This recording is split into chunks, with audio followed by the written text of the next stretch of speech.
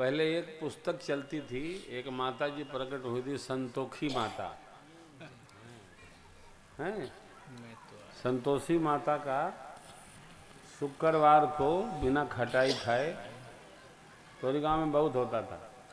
संतोषी माता तो रानी को इतना सामान हो गया, इतना सामान हो गया कि उनको संतोषी माता की सेवा का फुर्सत नहीं मिले, सामाने में लगी रह जाएं। और जब सामान छीन गया तो फिर व्रत रखीन तो का फल मिला। तो ऐसे 6 महीना, साल भर, 5 साल, 10 साल पर कोनो न कोनो माई, कोनो न कोनो बाबा प्रकट होते रहते। काहे? प्रजा को भगवान में लगाने के लिए। अरे जब उस समय चला था तो बड़ी महिमा थी, अब तो कम हो गया है। हमारे कानपुर की मेयर अम्मा आज भी संतोषी माई का व्रत करती। हाँ, आ जाए तो कहते हैं बाबू आज खटाई न खाए, कुछ न खाए, बस चाय। बहुत निष्ठावान है हमारी संतोषी माई के प्रति। और किसी भी व्रत को निष्ठापूर्वक करना चाहिए। तो एक महिमा किसकी? देखिए, समान इतना न हो जाए कि भगवान से और भक्ति से दूर हो जाए जीव। इतना समान ठीक नहीं, वो समान नहीं बल्कि विपद है। समान इतने होए कि भजन में मन रमता रहे, रमाता रहे, जीव लगा रहे, अझुराइल रहे। ललितपुर कथा है ना, लदीपुर में सद्दन कसाई की पीठ है। वो का सब यवन लोग नाम सद्दन शाह की मजार कर दिए। देखो बाएं हाथ पर पड़ता है सद्दन शाह। जहां जहां कोई नहीं, वो तो भले हैं कि अमित शाह है आगे, नहीं तो सब जगह शाहे कर देते सब। हाँ, अद्भुत हैं।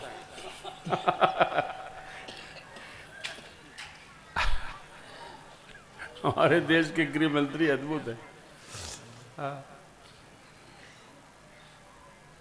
किसी ने कहा संसद में, आप डराते हैं। बोले जो देशभक्त नहीं है उसको डरना ही पड़ेगा।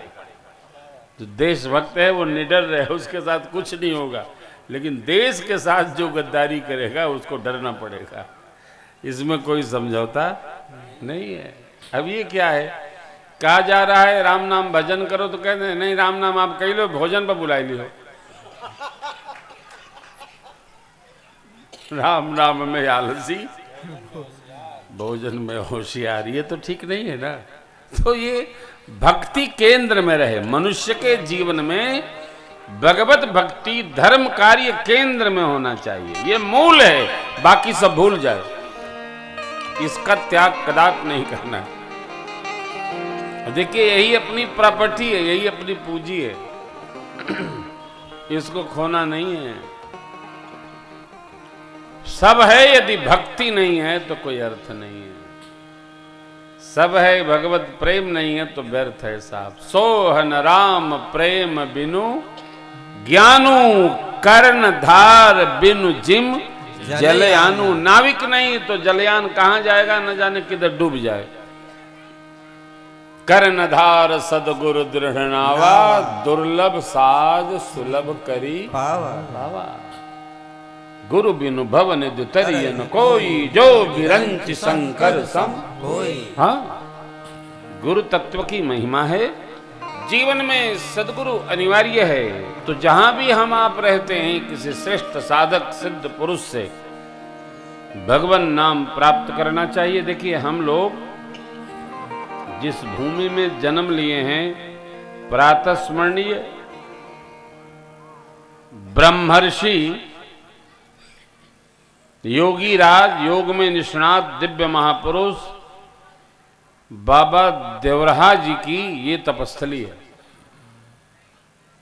क्योंकि कोई भी महापुरुष जब जन्म ले लेते हैं किसी क्षेत्र में, तो 20 कोस के चतुर्दिक ऑल अराउंड उनकी तपश्चर्या का प्रसार होता है। कि भगवान के परम अनन्य गोरक्षनाथ महाराज की तपस्थली है बगल में। सरजू मैया के किनारे हमने आपने जन्म पाया है। मैल ब्रह्मर्षि प्रातस्मरणीय पूज्य द्वारहा बाबा जी की तपस्थली है। और इधर यहीं कहीं वो श्री पहारी महाराज की भी तपस्थली है ना? बगल में ही है। तो हम लोग कितने अद्भुत भगवान ने जन्म दिया है। देखिए, दूसरे के क्षेत्र की, गांव की, नगर की, घर की, बच्चों की प्रशंसा नहीं करनी चाहिए, अपने ही अपनों की प्रशंसा करनी चाहिए। हमसे बढ़िया कोई नहीं होगा तो होगा, कोई बढ़िया होगा क्या होगा, किस काम का होगा। अभी हम नित्य आते हैं, देखते हैं क्या खेती चारों ओर गेहूं लहलहा रहे हैं, हरियाली ही हरियाली दर्शन होती है, लगे हैं।